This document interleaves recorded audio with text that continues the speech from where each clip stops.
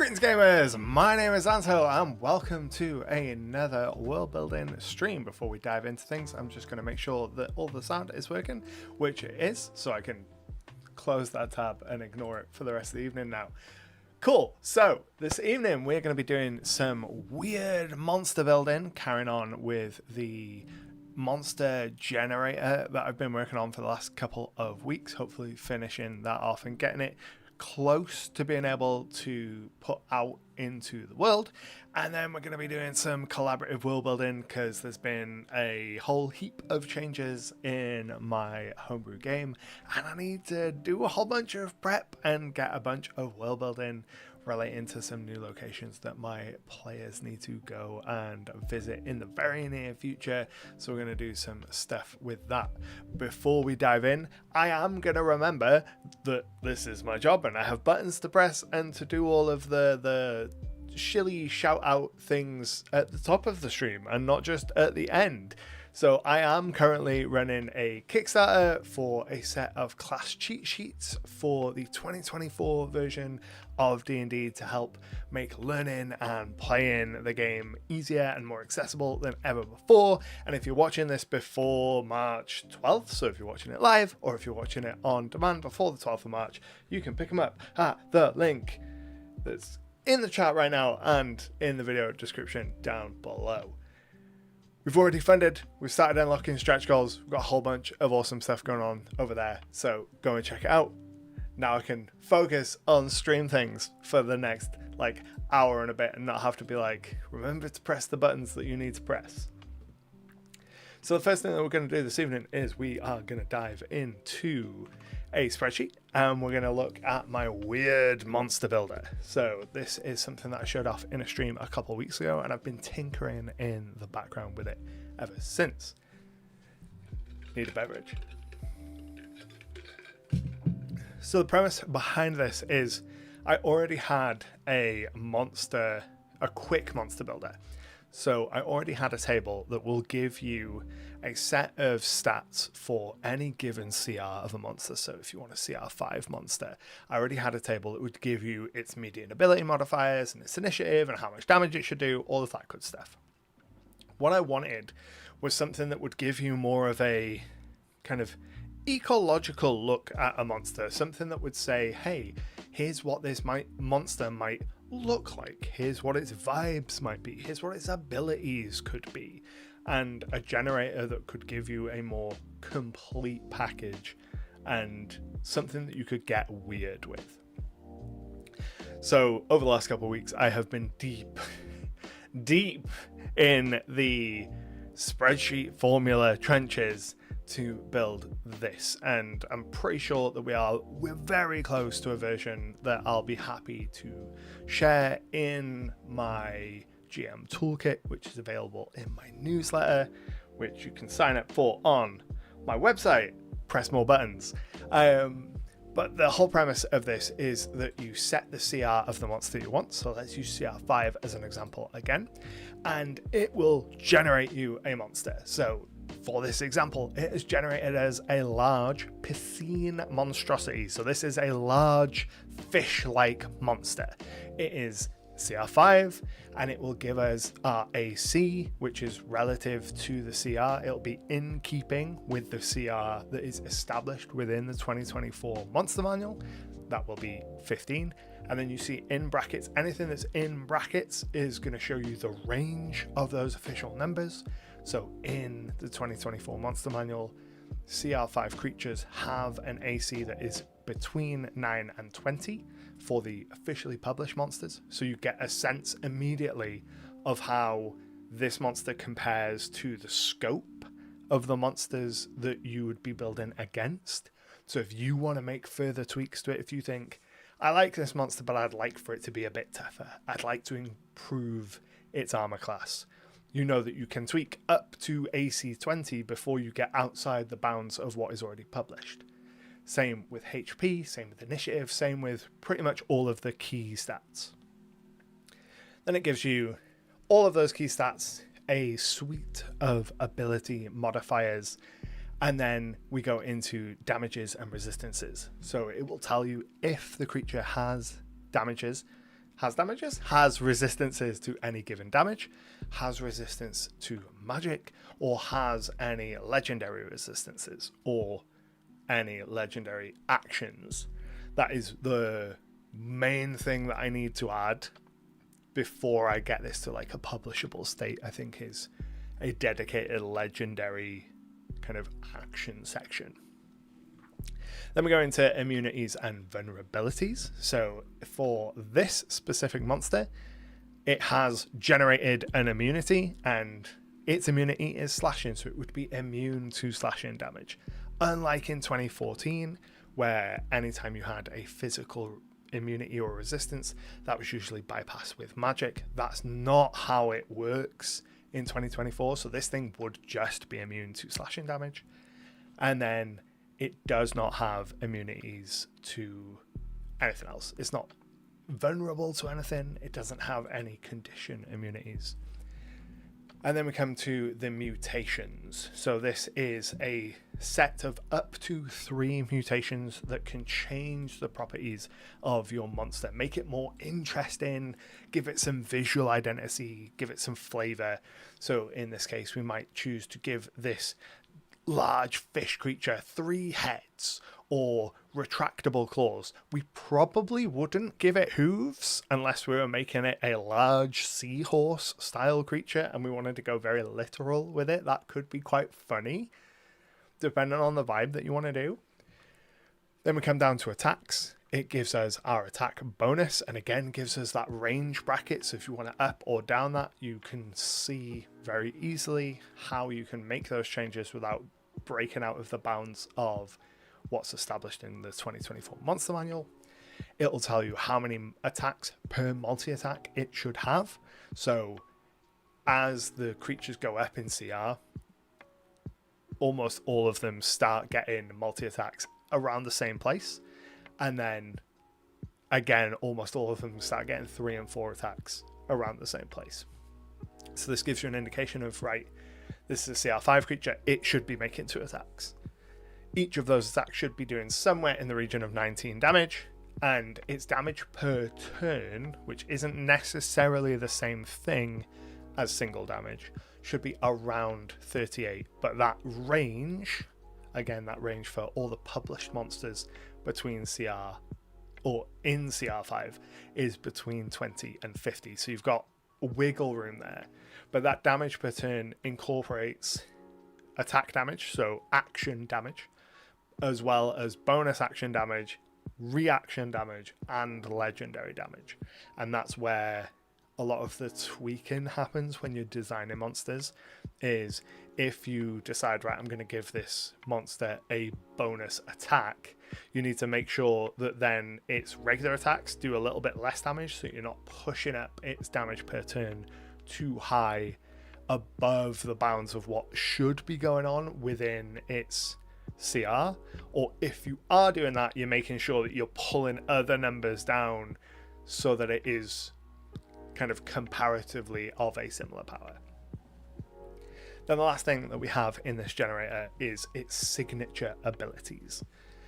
So these are actions pulled from a list of actions, bonus actions, and reactions taken from the current Monster Manual monsters. So its signature ability would be bound, and if we go over to the monster abilities tab, we can find the bound action and figure out what that does, which is going to be, that is the monster maker. Right, action is bound, but I don't know where bound is. Okay, we'll find it. I thought it was sorted by alphabetical, but apparently not. But we can search for it. Bound. Bound. So this is taken from the Shield Guardian, and the Shield Guardian is a bound creature. So this is a summoned creature. So you might decide that this strange kind of fish-like monster is a summoned creature and then tie it to another monster. That might be one of the signature abilities that you choose to take. Or you might take the leap ability. I have no idea why that has changed the formatting and the color for there. It shouldn't have done. It has never done that before. I don't know whether that's a specific quirk of it being in Google Sheets, because I usually edit this in Excel, but OBS doesn't like my Excel for some reason. So let's just see where we can change. We cannot change that. Why? Figure that out later. It's not important right now. But its bonus action might be leap, so move an extra movement for a small amount of movement, and its reaction could be to redirect the attack. If we go into our monster abilities and find that, that's why it's made it green, because this is green, but this doesn't need to be green. But why have you turned green? You have no reason to be green. There we go. That's fixed it. Just generating a new monster. That's a weird quirk. I will figure out why that is broken in between streams. Another thing that I want to do before pushing this out to the public state is I want to make sure that in the signature ability section, it is referencing the full ability. So instead of just saying Misty Escape, it will say what Misty Escape is, or at least give a vibe of what Misty Escape should do, so that you get a better sense of, right, okay, this is what this actual signature ability is, without having to navigate away from this tab. Because currently the tab is dependent on other elements within the GM toolkit.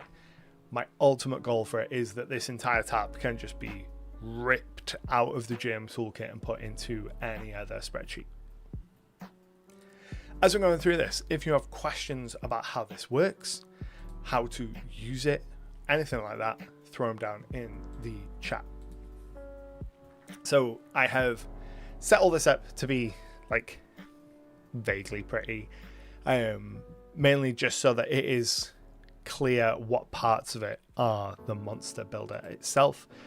So when you're looking at it, all of these green formatted bits that are similar in style to the 4th edition Monster Manual stat blocks, because I like the way that that presents information. It will give you all of the information you need, and then when I make this available, there'll also be a little header at the top that just briefly explains how to work the generator. Like here we've got the little select CR from the drop down B1 and change the seed number in B2 to generate new mutations. So I've currently just got a formula in there to just always generate a new number whenever I change anything, just so I don't have to manually change it. But the final version, you will enter a manual number, and that is a big way that all of the math and the formulas work behind this, is taking that seed number and doing a whole bunch of stuff in the background. So below this point, below in the danger zone, changing anything below this point can break the generator. Proceed with caution. And this has got all of our builders, or pretty much all of our builders, bar the one which needs to be brought in.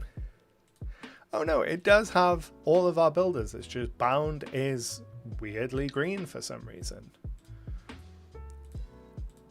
So if we reset that, it's got some conditional formatting on it. That's why it's weird. I can change it in Excel later. So starting at the top, we have cells for whether or not we have resistances, and basically this takes the percentage chance from the quick monster builder, because the quick monster builder will give you either a yes, no, or a percentage chance for whether or not a monster has damage resistance, legendary actions, magic resistance, damage vulnerability, all of those good things. And then it generates a random percentage, compares those two numbers, and if the random percentage it's generated is lower than the chance percentage, then you get a vulnerability, an immunity, or whatever the case may be. And these numbers are all generated based on our seed number.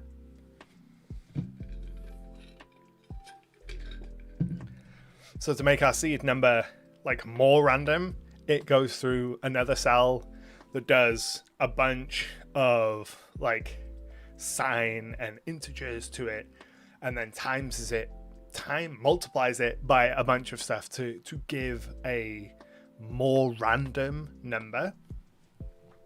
And that's because when I first was making this, I was noticing that I was getting a lot of the same results coming up again and again. So I would consistently get the same mutations coming up, consistently get the same actions being pulled, because it wasn't giving me a random enough number. So a lot of what's going on in the back end is to take the seed that you would put, make that bigger and more random, and then take that big random seeded number and run it through a bunch of formulas to make new numbers. And then a lot of the other cells down in the danger zone are pulling numbers from the raw table. So we have a bunch of median modifiers, which tells what the ability scores are. This cell here pulls from that table, references the CR that you select up at the top, and then outputs it into this cell. And that is so that we can then split that out into the ability modifier bits. Now, I've left all of this visible so that for folks who have that spreadsheet brain and know how formulas work, will be able to take this on, make their own tweaks, add things to the lists, because all of the kind of juicy information, like the mutations and stuff, all of that is just lists of information. Down here in the monster mutations, for example, we have creature types and modifiers and strengths and weaknesses. All of those things are just normal lists of stuff, and you can go in, you can add new stuff to those lists, and then you can go up to the cells that reference them, and you can pull in more cells that it references. So our mutation, you can see that it references a whole bunch of information in this area. So if you wanted to add a bunch more mutations, all you'd have to do would be to change where it goes E156 and change that number. But you can see down here an element of what I want to do with the final version as well. There's a strengths and weaknesses element, which isn't currently represented in the final table. We've got immunities and vulnerabilities, but we don't have like a thematic strength and weakness. We just have the physical mutations. So that's another thing that I want to add in there, is a section for those strengths and for those specific like narrative weaknesses, so you can get monsters that like can't cross running water, or like are weirdly like allergic to specific materials, or will wither and die if they see their own reflection. That kind of folklore aspect of strength and weaknesses, because incorporating them into your monster design can make some really interesting monsters. And when it's all done, it should make for a really cool generator that you can just press a button and get a monster that you'd never come up with on your own. So I did a couple of generations when we were last on stream for like an astral plant that's immune or resistant to lightning damage, that's weak to acid damage, that has talons or extremely long limbs or some kind of saw teeth, that is able to abduct people and has a bunch of magical elements. And that gave me vibes of the Color Out of Space, the is it Lovecraft story of like this creature from another world. We also got the boneless men, so faceless monstrosities with genius intellect that are weak to bludgeoning damage, that have boneless bodies that are kind of transparent and are able to split themselves. and being able to generate these monsters and seed them among your world or use them in your sessions with the stats that you've generated. Super useful, super cool.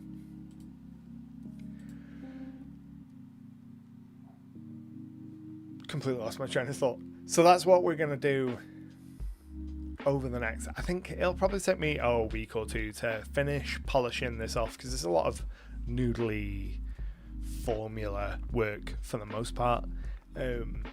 Wrestling with which formula will make it do this thing, and doing a lot of Googling and searching a lot of like Excel forums. But once that is done, it will go into the GM toolkit, which is in my newsletter, and I think it's going to be really useful. But for the bulk of this evening, what I want to do is I want to focus on some world building stuff for a location in my world that my players have just arrived into. That means that if the players are watching right now, now's the time to turn off, because you're going to get big old spoilers. So, in our current campaign, the players were on their way from the city of Visoka up in the northern reaches of the Dusk Empire, which is here, and they were bound for the city of Lastwatch, and they were on the road and on the way there, and they encountered an Imperial Overseer. These are these Inquisitor-style characters who have a ton of magic to them. They have magical eye tattoos that allow them to see invisibility or detect lies. They carry Vorpal swords to deliver like on the spot executions to those that they deem to have committed the worst crimes against the Empire. And the players have encountered one of these Imperial Overseers before.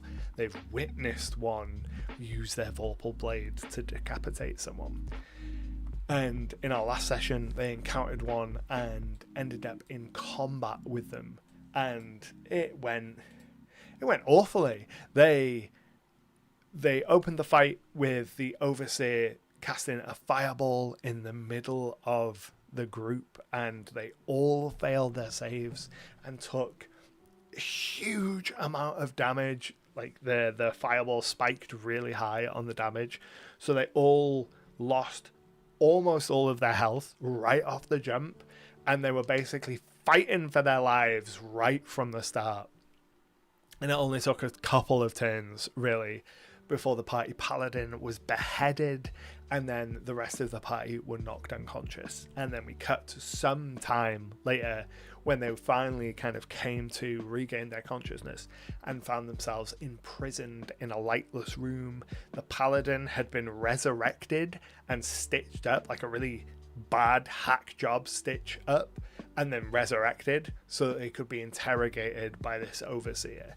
And that's where we ended the session, and we're going to pick up with them in the prison of Lightsgrave. So this is a megalith dungeon, an ancient structure that exists within the unclaimed lands on one of the Usisi Isles, and it is owned and operated by the Dusk Empire, and they use it as their prison for their like most hardened criminals.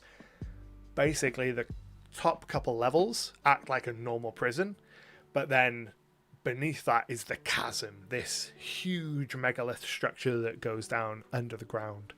And once a prisoner has been sentenced into the megalith, they're essentially just like thrown into the chasm and abandoned and left to fend for themselves. And there is this entire prisoner ecosystem in this megalith that the players are going to experience. So we're going to start with them being interrogated by the Overseer, and then they're going to be like thrown into the chasm, into the megalith of Lightsgrave, and get to experience that ecosystem and figure out, well, how do we escape from here now?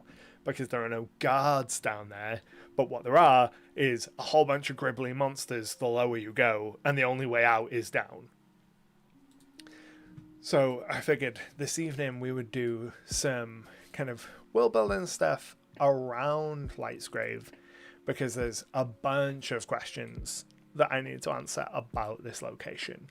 I knew the general kind of high level setup for this place for quite a long time, but the specifics, I had no idea of, because I didn't think the players were going to end up here for who knows how long. And now they're here. It's time to start getting that track in front of the train as it's barreling towards the station. So what I've figured out thus far is that a lot of the kind of narrative juice from this is going to come from factions within this dungeon prison. So I know that the players are going to be abandoned down there by the prison staff, only the very tippy most element. The first couple floors of this mega dungeon are owned and operated by like the prison warden, and the Empire, and everything else is just a lawless megalith. And that's where they're going to be once they've been interrogated. So I knew that what I wanted to explore through this and represent through this was like factions, because just dropping them down and having them interact with individuals wouldn't have been as immediately like gripping, and it would have been harder to be like, okay, here is where you fit in within the ecosystem of this space. Whereas dropping them in and having a bunch of factions makes it much easier. So I've settled on 5, I think. Yeah, 5 factions, or 5 main factions within the chasm of Lightsgrave. So first we have the Bone Keepers. These are a cult of worshippers of Koros, the Mistress of Decay. She is the goddess for death, decay, and kind of like the natural ending of things. And throughout the world, she is revered by necromancers and a lot of folks like that. And the players have interacted with Koros worshippers a number of times before. But this cult, this Bone Keeper cult that operates within the chasm, is very much like a zealous doctrine of Koros worshippers. So they are responsible for all of like the health and death care within the chasm. So they provide healing spell casting, but they will also handle funeral arrangements. And then within their kind of region of the chasm, they have this great ossuary, and I'm picturing the ossuary from 28 years later transported into a dungeon, that kind of vibe, where they can store the bones of the dead. And I think that will be a very immediately visually gripping faction, because they'll be decked out in bones and religious parchment. They'll be very easy to pick out, and that's what I'm going for at kind of a surface level. I want the players to be able to look at any one person within this space and get a sense of what their affiliations are right away, because they probably, they might be here for a long time, but they're probably going to want to get out as quick as possible. So we've got only a limited amount of time to make maximum impact so that they remember this place and look back on it with fond memories. So we just turn up the kind of the dial for the ridiculousness of things, I guess. We turn off our subtlety and go a bit more in your face with everything. So another one of the factions that we're going to have is the Chain Dogs. So these are going to be our like roided out gladiatorial bruisers. They're going to be the hulking slabs of muscle, the physical bullies of Lightsgrave, the people that go around and like shake your lunch money out of you. The classic kind of prison gang that you first think of, and then put our fantasy twist on it.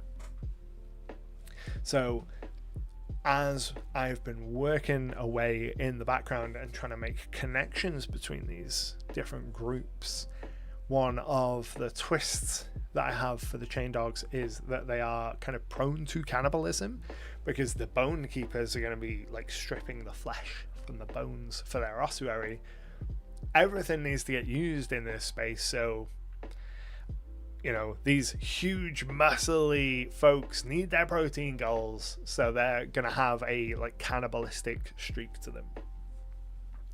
Then we have the chems, and the chems are going to be responsible for all of like the alchemical elements within Lightsgrave.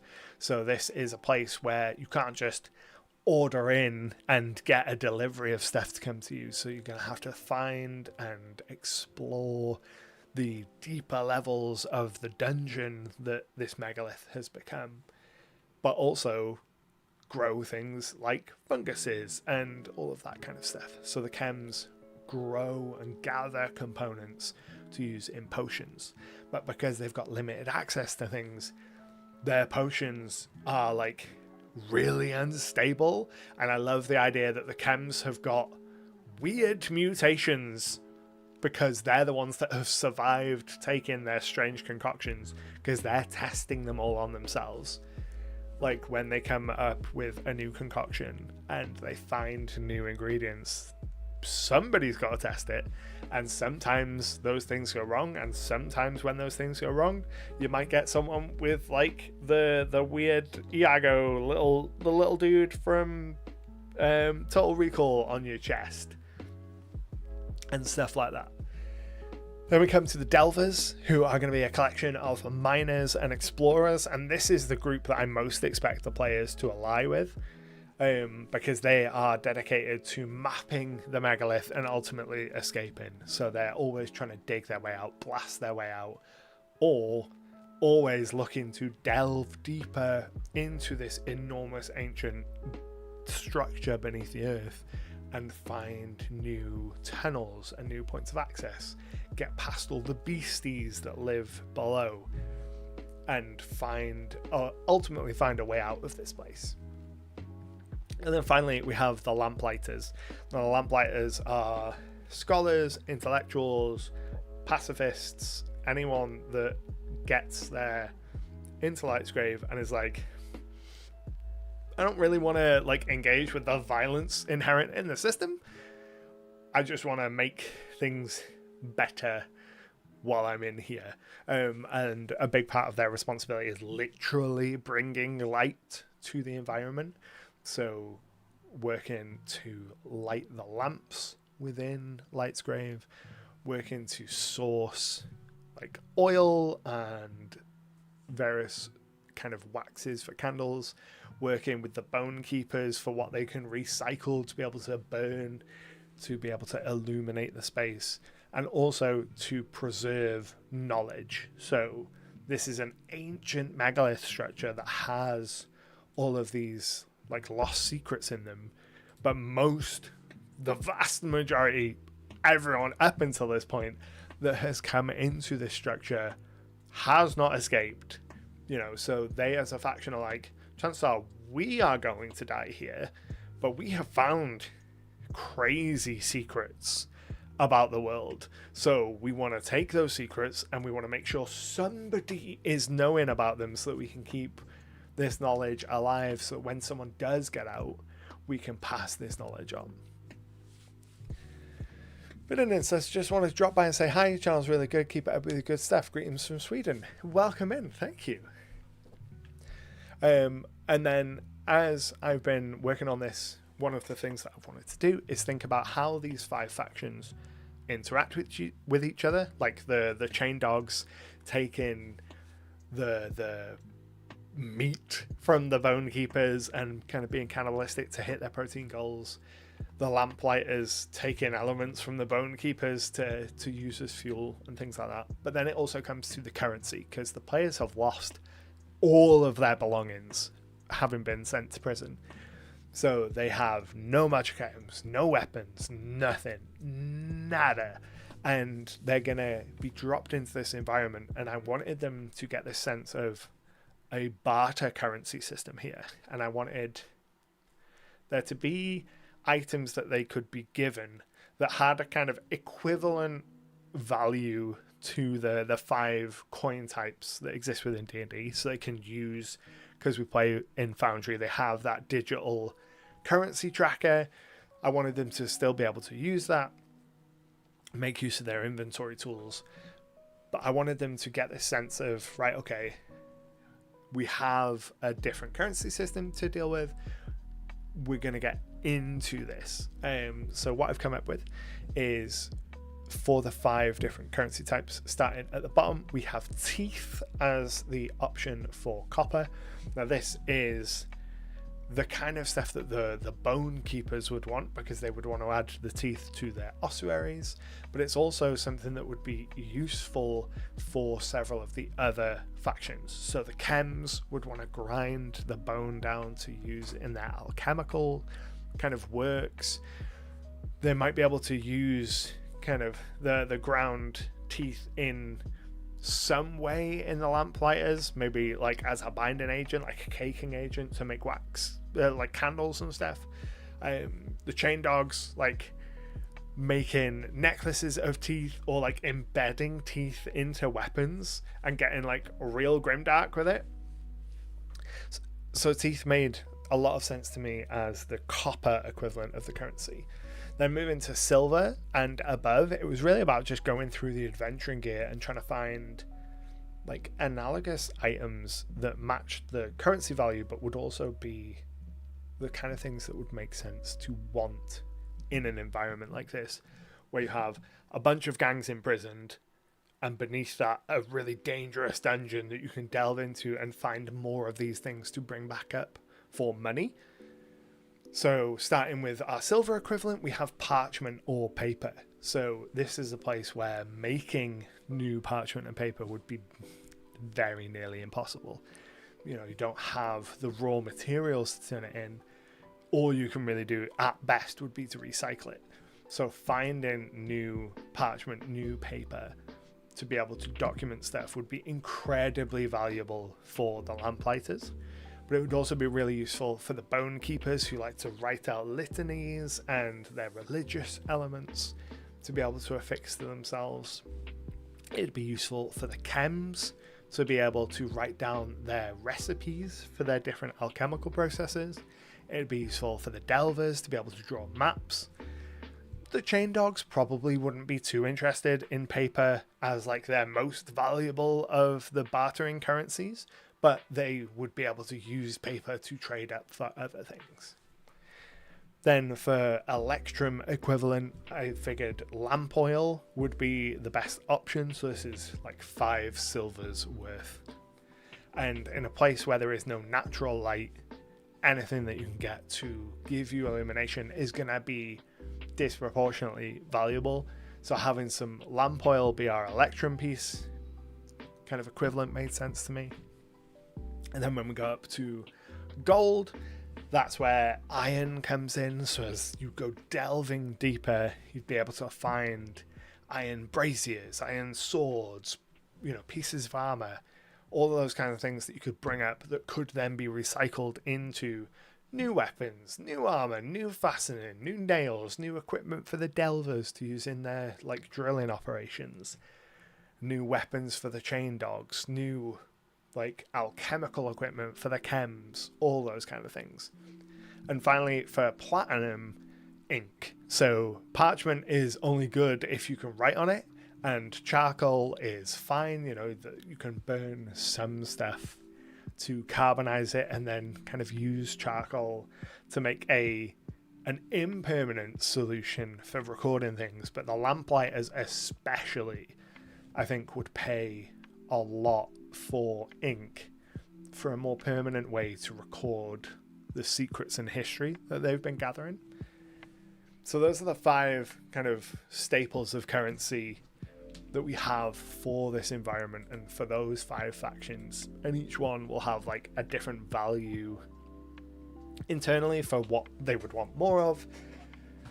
But it means that the players have got a lot of options when they get down there of being able to see these distinct factions and have a choice of being able to ally with them or interact with them and go forward with their new life in Lightsgrave, because I don't expect them to be there forever, but they could be here for a while. You know, it is a megalith, and given that they're being kind of dumped into the chasm without guard overwatch, it could be a case that they could spend, many sessions down here exploring the space, finding new magic items, learning about the gangs, plotting all sorts of things between these gangs about how they're going to escape before they ever make it up to the surface.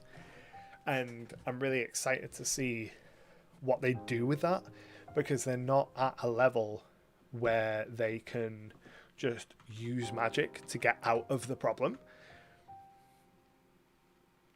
Because they're only level 4 going into this, just leveling up to level 5, the access that they have to kind of the magic that would trivialize this location is limited. So, for example, like at level 5, they're just getting access to... They don't even have access to level 4 spells yet. So, they certainly don't have access to teleport, which is a 5th level spell? 7th level spell. They can, like, Misty Step, that kind of stuff, but not enough to get them all the way out. They might be able to, over a sustained period of time, like, make it a little bit of the way up the chasm back towards where they want to be, but it would take some serious planning. Only one of them would be able to do it. They'd need tools and resources, and if that's how they want to escape, awesome. I'm very interested to see what approach they take for their escape, but during the time where they are in there, I really want them to have a memorable impression very quickly, and I think really distinct gangs is the way to do that. And I think that when it comes to, like, the first moments in this place are going to be really important, because they're going to land at the bottom of the chasm. They've got no gear. They have been defeated. One of them was killed and resurrected. They're going to have a lot of, like, desire for vengeance. They're going to be both metaphorically and physically at their lowest point in the campaign. And as soon as they hit the ground, we get one moment to set a very clear impression of what this place is. And one of the options that I'm thinking of is having them be first approached by a bone keeper. So one of these religious zealots, like, draped in the livery of Koros, the Mistress of Decay, and covered in, the parchments and the litanies, and just approach them and just, like, give each of them a handful of teeth and be like, you're new here, you're going to take a little bit to get your bearings here, this will help you on your way, don't worry about me paying me back, I'll get them back in the end, I'll get all of it back in the end. Then they kind of wander off. So immediately they're like, whoa, weird religious fanatic, what, I've got a whole bunch of teeth, why would you give me teeth? And then we could have that moment, like the classic kind of prison moment, where there are the calls of new blood, and have all of the surrounding inmates that witness them come down crying out to the chasm at large that there are new recruits, fresh meat, new inmates, like, arriving there, and then describe, like, these various factions coming from their different directions, kind of sizing them up, figuring out whether or not they want them, and have that kind of moment where all of the eyes are on them as if they are a resource in of themselves. And then I think the goal for that first session that they are in the chasm is going to be to get them geared to a point where they feel better about the loss of their stuff. So obviously don't want to be tricking them out in a bunch of magical items, but want to get them to a point where one of the factions has adopted them, or they have chosen a faction, and that faction outfits them, so that by the end of that first session, while they're in the chasm, they have, at least starting style gear, so they feel like they don't feel like they've got nothing. Because I think that psychological feeling of losing everything is one of the reasons why, for a lot of players, kind of being imprisoned and losing their stuff feels worse than a character's death. It's something that comes up in the discussion of kind of imprisonment as a character fairly frequently in online spaces, and it's come up multiple times throughout the years that I've been a GM. Is players really don't like the idea of being imprisoned and losing all their stuff, and it almost feels like they dislike it more than the idea of losing and their character just dying. So we want to let them sit in that feeling for a minute, because that feeling of loss is important. Like, the characters have lost, and I think it's important for the growth of the characters long term for them to have that moment to sit in it. But we don't want them to wallow in it, and we don't want them to dwell on it as characters or as players for too long of a term. So as soon as that initial wave of, oh, we really have lost, and we've lost everything even though we are still alive, once that's kind of done its narrative job, we want to move them out of that kind of headspace as quickly as possible. And I think one of the best ways to do that is to give them stuff, because players love stuff. Most players are really motivated by shiny baubles, so we want to give them shiny baubles, and one of the ways that we can do that is by outfitting them with new basic gear. And actually, I think me saying that maybe we don't want to give them a bunch of magic items might be the wrong approach here. Maybe we want to give them each some kind of magic item, even if it's a common magic item.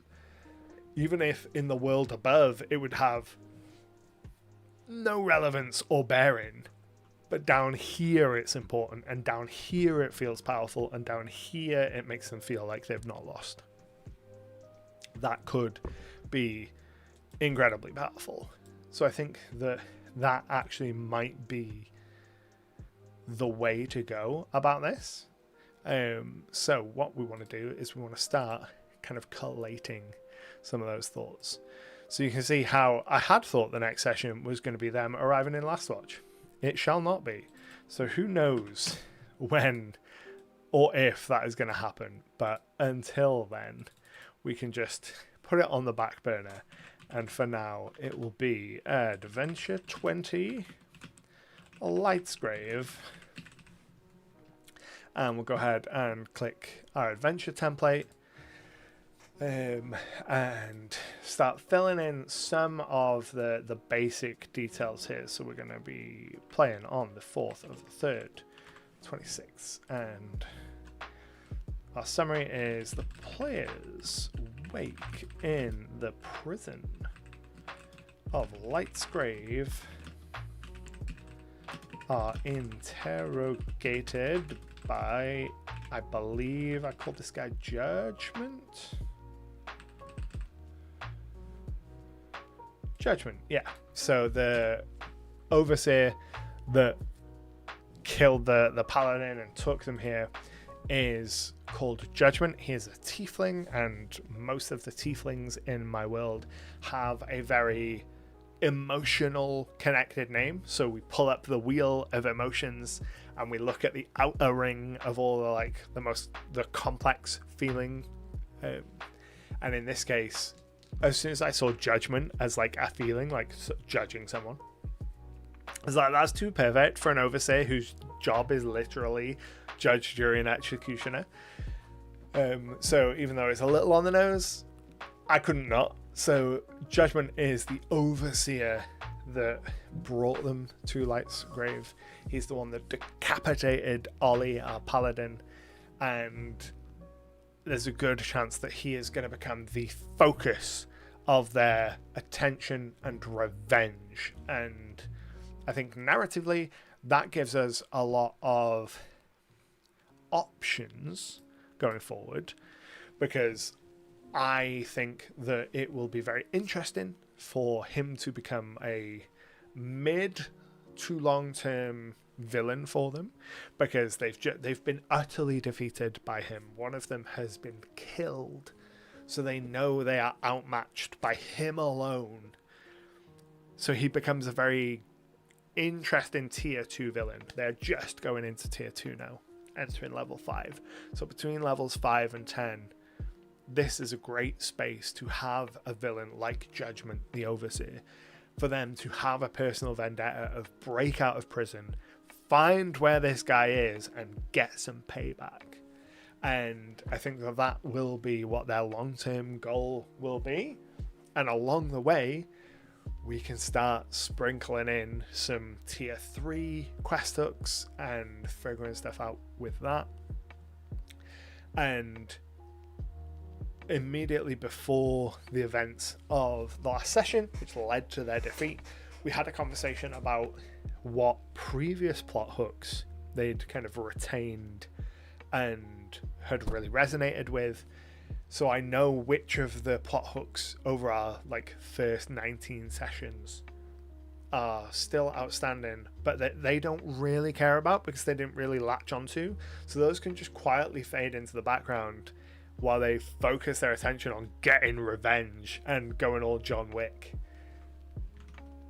And that'll be an interesting way for them to play, because most of the time that we've played, I've been playing with this group now for a decade, they have been motivated by altruistic things. They've been heroes, venturing out to save the world, and once they get to kind of tier 2 play, that's when things start to ramp up and they start to come into their own as heroes, and the kind of big capital P plot starts to come in. Whereas now they're out and they're motivated for selfish reasons and by revenge, and very atypical of classic good heroes. And I think that'll be an interesting space to explore with them. So things that we want to make sure that we're covering in this session.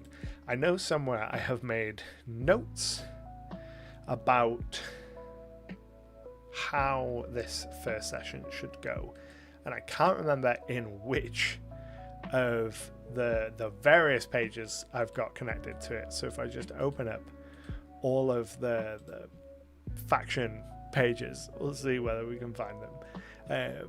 So I've already started making some notes about who some of the NPCs can be for these factions, because those NPCs are going to become critical to interacting with the players. And somewhere I had made a note that the Bone Keepers were going to give them some teeth when they arrive. The only other place it can be is my calendar. Yeah, there we go. So, made a note in the calendar that for Adventure 20, which is prisoners, so we'll just make sure this is named the same. So they're going to wake up in an interrogation chamber. They're going to be thrown into the chasm. There's going to be those calls of fresh meat, new inmates, and each be given 5 teeth by a Bone Keeper. And that comment of "I'll get them back from you, don't worry," and the rest. That intimation that this character and that this faction will get all of their bones eventually. So giving them this small loan of bones is no problem in the short term.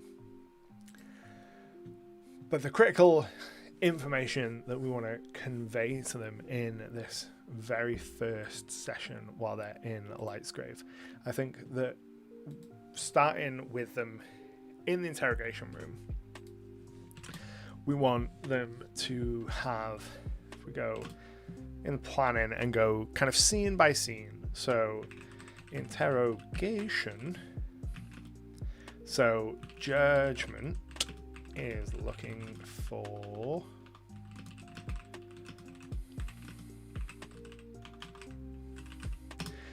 So all of this was kicked off because the players freed an incubus from a magical cage and then just made every terrible decision known to man and ended up staying there way too long, and the overseer came along. So a lot of this interrogation is going to be Judgment trying to piece together information to locate this incubus. Once that's done, we need to introduce the prison warden. And I cannot remember whether I had any information on the warden at all. I feel like I had. Alistair Kincaid, that seems... Yeah, Alistair Kincaid, the Warden of Lightsgrave. Okay, perfect. Alistair Kincaid. Because we want the character of the Warden, that figurehead of their incarceration, to be present right from the start, because other characters within the chasm are going to reference the Warden, and maybe they'll want to like cut deals, or if they break out they might fight the Warden, and we need to make sure that the first time that they see this guy isn't when they're fighting him, so we want to make sure they're seeing the Warden. Probably have the Warden explain what's going to happen to them.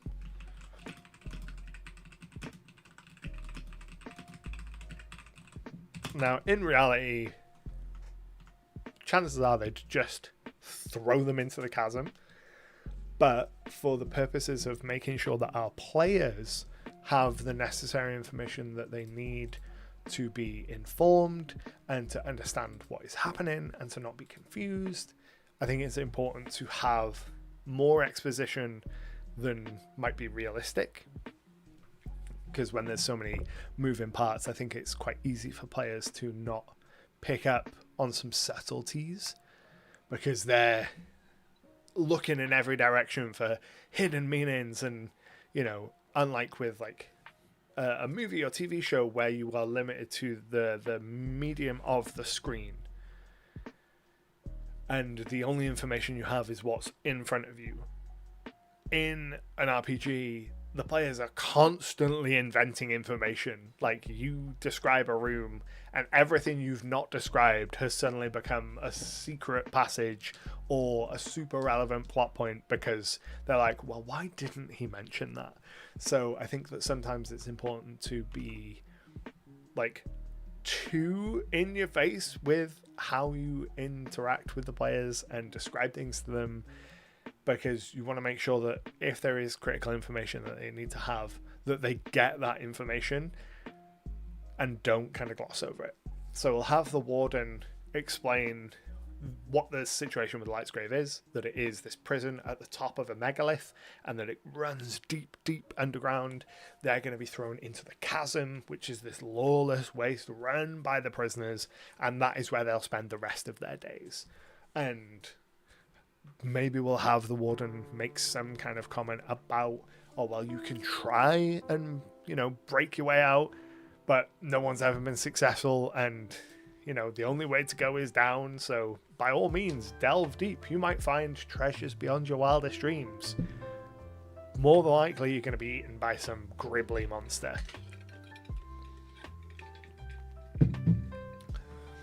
Then we would have the introduction of the chasm. And this would be where the bone keepers would hand over the teeth.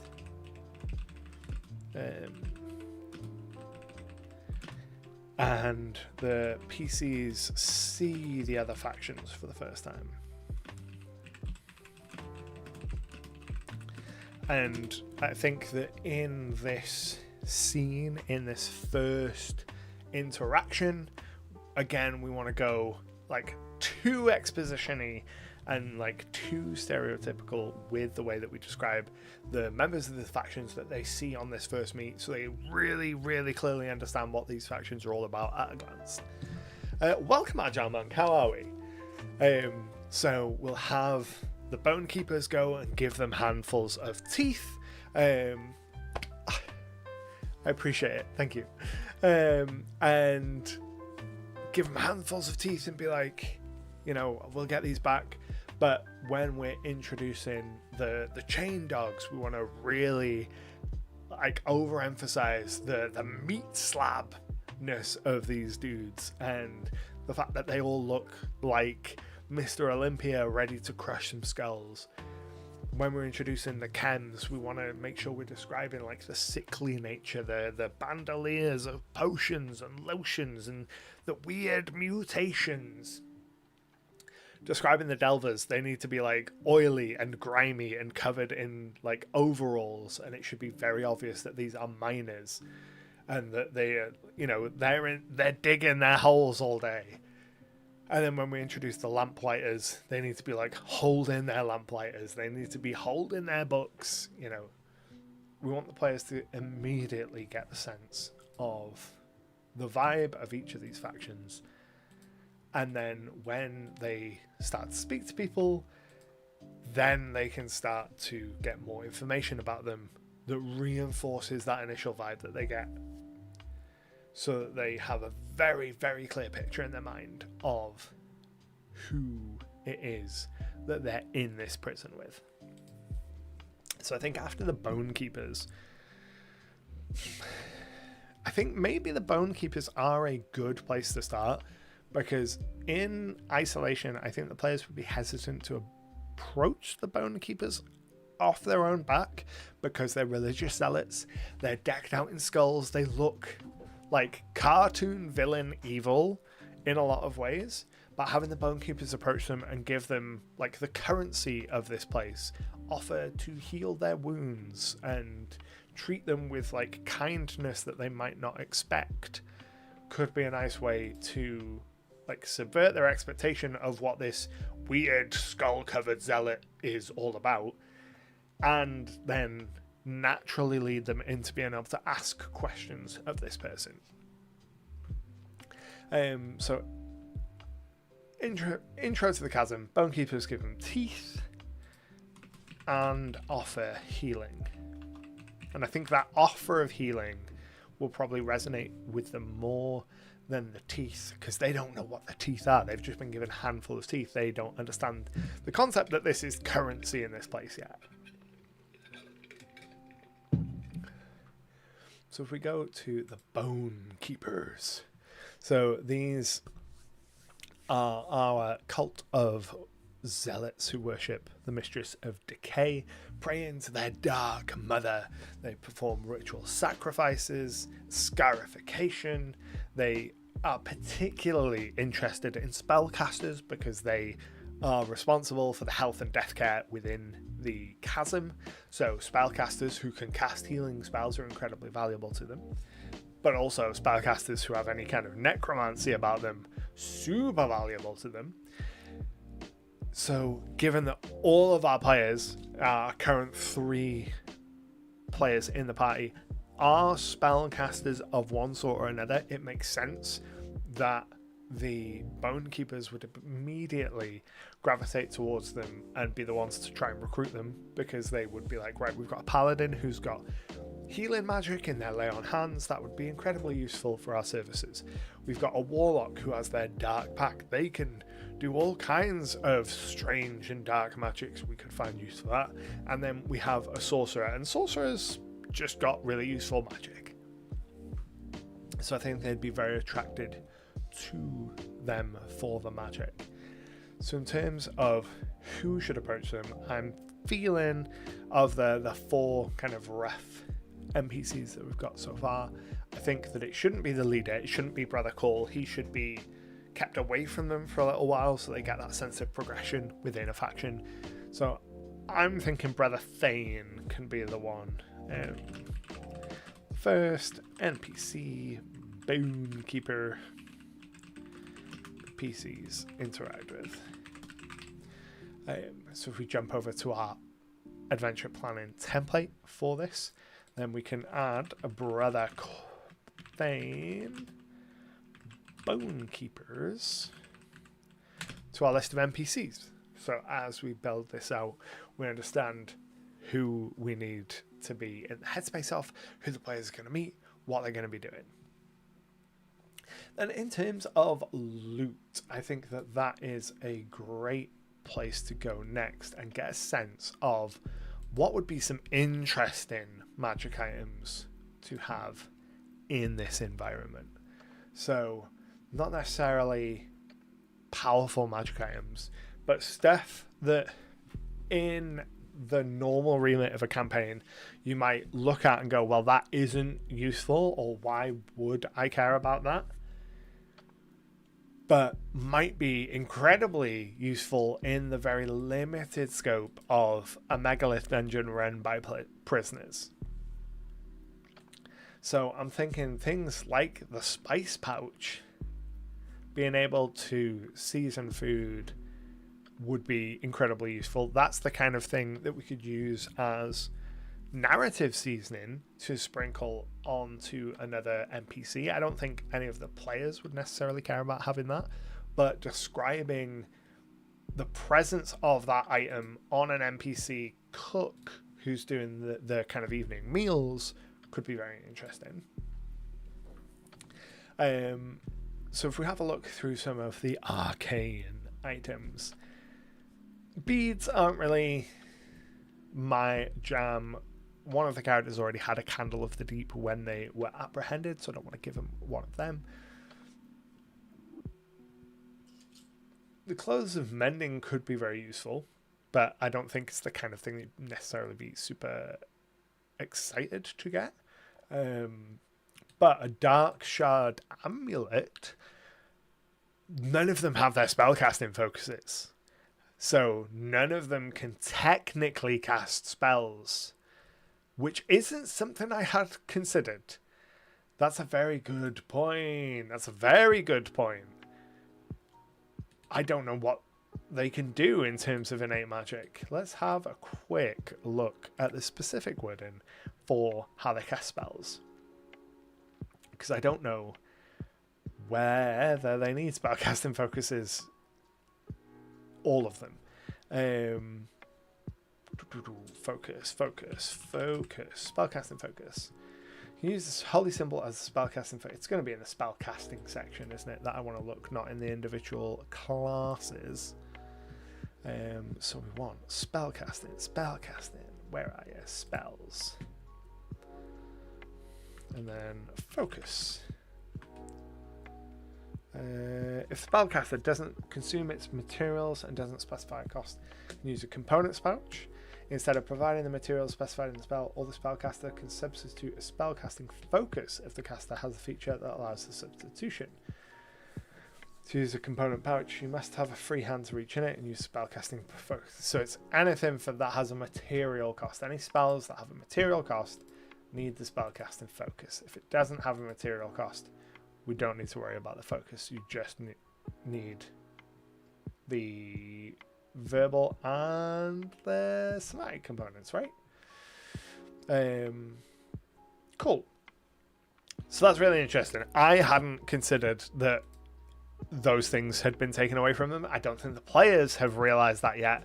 So there's a bunch of their spells that they're just not going to be able to access. Super interesting way to start, because as spellcasters, I'm pretty sure they're all going to be like, we're non-wizard spellcasters, we're going to be fine, we've got magic. But if they try and cast any material spells, you don't have a focus.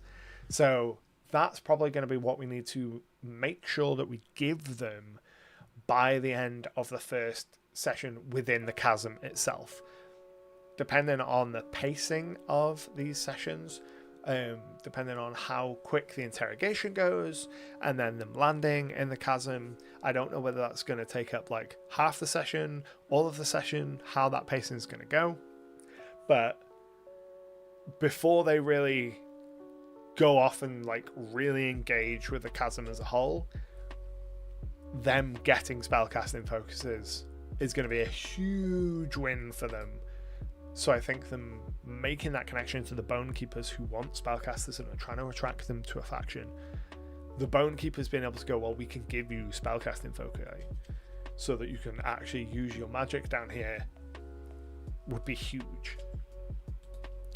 And the Dark Shard Amulet would be an option because it is a specific warlock one, and being able to find other common items that can be used as spellcasting focuses specific to each of the classes would be very nice.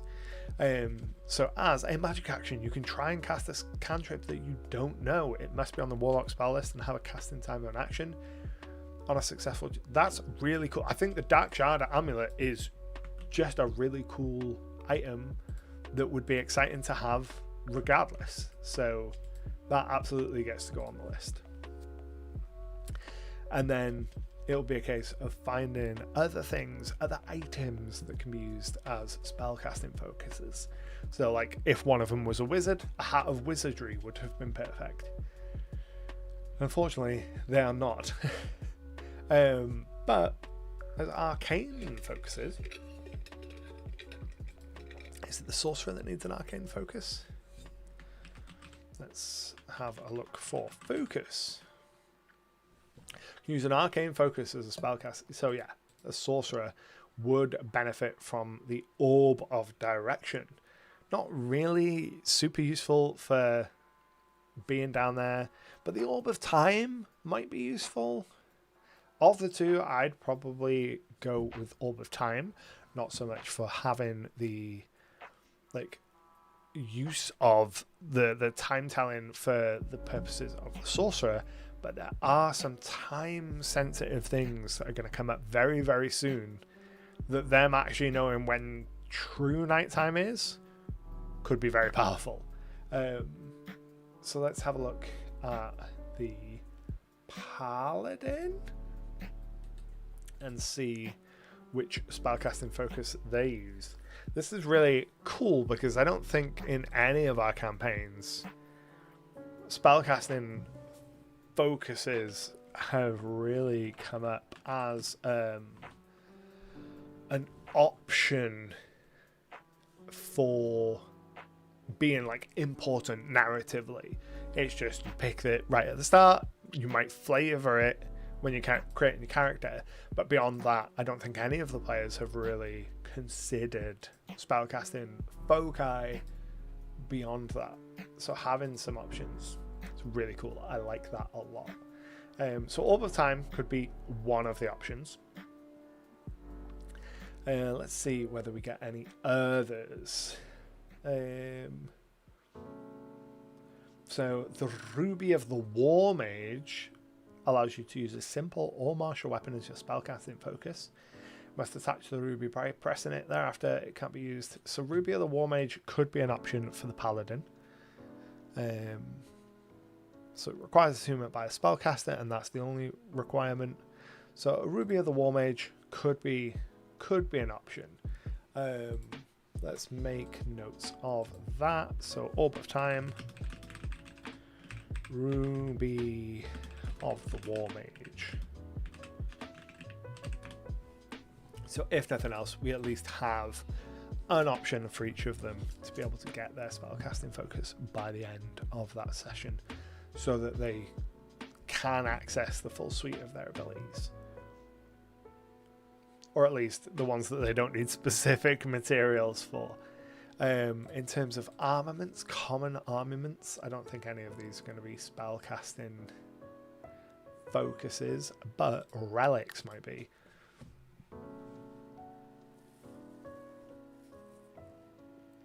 Focuses. Ruby of the War Mage again. So yeah, I think Ruby of the War Mage for the Paladin. Orb of Time probably for the Sorcerer, and the Dark whatchamacallit amulet for the Dark Shard amulet for the Warlock, in terms of getting them back to full spellcasting capability and then giving them starter kits as well. So if we go back up to the kits, so the starting equipment, the sorcerer would usually get daggers, some kind of focus, and a dungeoneer's pack. So the paladin would get a priest's pack, and the warlock would get a scholar's pack. So if we can make sure to give them those things, then at least they would have some options, or at least elements of those things. We want to make sure that they have some rations, some way of consuming water, some basic tools like ropes, crowbars, those kind of things, and that the packs maybe could be that whole thing. The packs and the focus element of it could be kind of a signing bonus for choosing one of the factions, and we could make it kind of the goal of the session. Like, you arrive in the chasm, choose one of these prison gangs to join, and you'll get rewarded. You'll get a signing bonus, which is funny. I like that actually quite a lot. So if you make a note of Dark Shard Amulet and the Scholar's Pack, the Orb of Time and the Dungeon Ears pack, and then the Ruby of the War Mage and the Priest's pack. And that would give them a whole bunch of equipment all at once, magic items straight away, and give them some kind of weapon. So if we have a look at what basic weapon they give, so leather armor probably wouldn't give the paladin chainmail, but would give them a long sword, and then give each of them 2 daggers. So Dark Shard Amulet, leather armor. The sorcerer cannot wear armor, so they will not get armor, but the paladin is not getting chain as a signing bonus for sure. 2 daggers.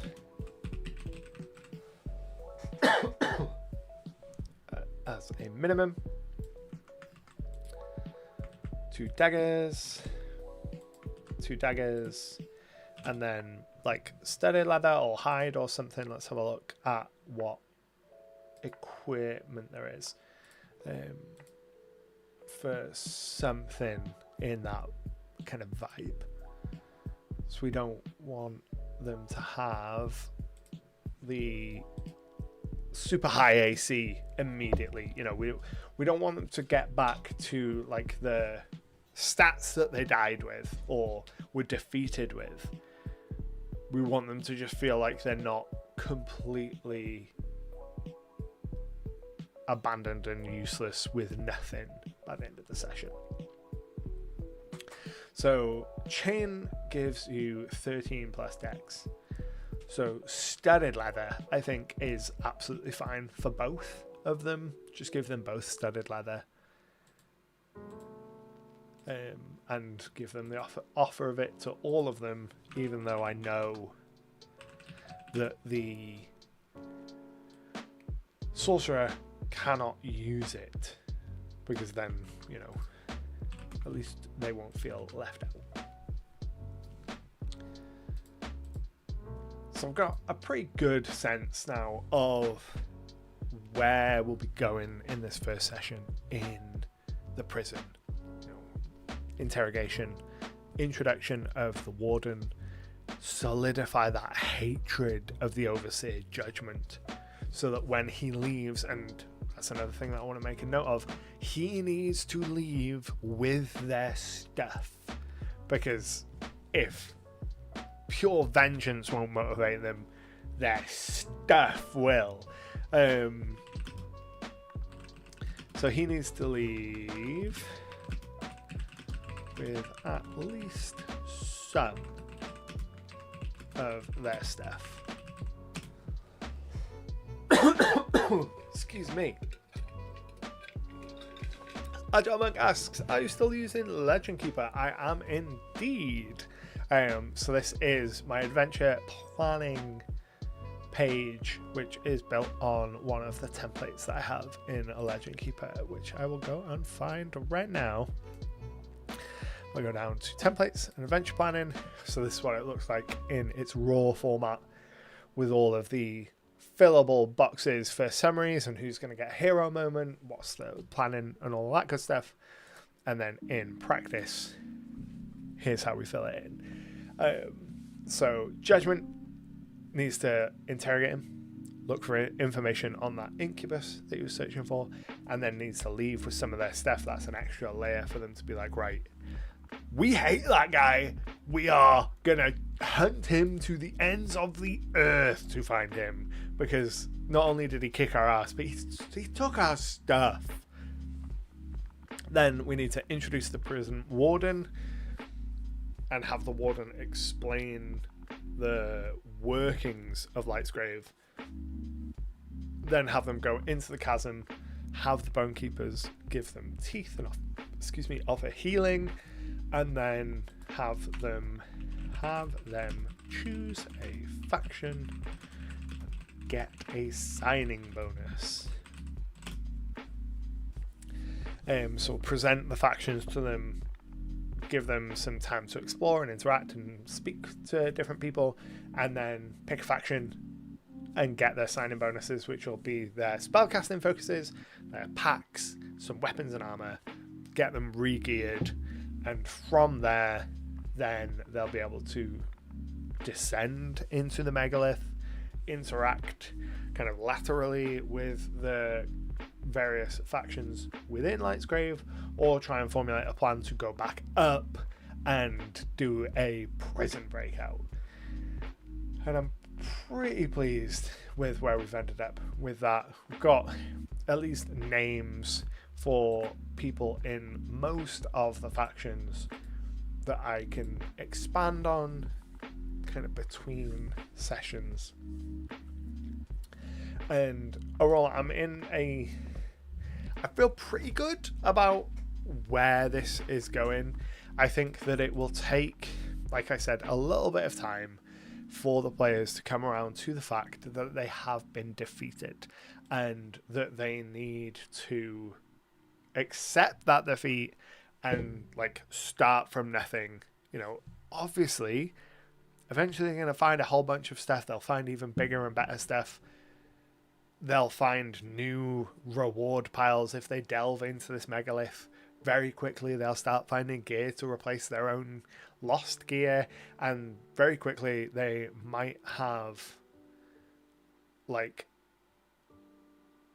more powerful gear than they went in. But I'm pretty pleased with where it is. Agile Monk says, I know you're still using Legend Keeper for documentation, etc. Didn't I just answer that? Yes, I am still using Legend Keeper. Still use Legend Keeper for everything. I use Foundry VTT for like running the game, and the mechanical elements, the dice rolling elements. But for pretty much everything else, I still use Legend Keeper. So for all of my session planning, all of my note taking, all of my world building, it's all done in Legend Keeper. I have tried a bunch of different options, and I should, in the coming months, have some videos looking at a bunch of different free options. But my go-to is still Legend Keeper. YouTube is getting some type of strange lag. I'll have a look on my back end and see if it's a me problem, because I can see the stream health thing on the back end of YouTube, so it might be a problem on my end. It doesn't look like it, but I'll keep an eye. But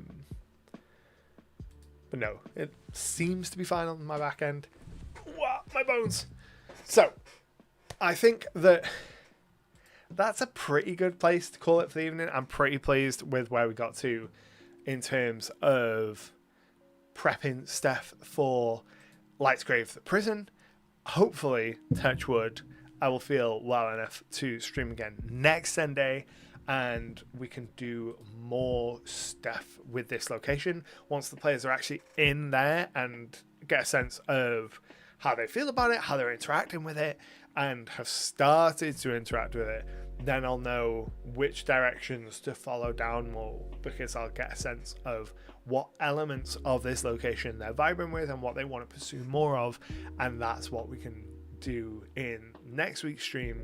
Go down the rabbit hole of whatever they've chosen to pursue. Like, if they get really in with the kind of chem dogs, well, we're going to have a whole bunch of potion materials that they're going to go and find, and we might have to look at mutation tables for mixing potions and all that kind of crazy good stuff. If they go immediately for the delvers, well, we're going to find some monsters for them to fight, and they might be gribbly and weird, and we get to use the weird monster builder from the start of the stream and that kind of stuff. Before I depart, I'm going to do the usual button pressy things. The most important button pressy is my current ongoing Kickstarter for the class cheat sheets for 2024 D&D. There's still almost 2 weeks left, I think. It ends on the 12th of March, so like 11 days left of that. We've unlocked a bunch of stretch goals already. If you're interested in making, learning, and playing 2024 D&D easier, go ahead and check that out. Do I have any other buttons to press if you want to get involved in more conversation and chat with people about TTRPGs? Come over and join the Discord. But until hopefully next week,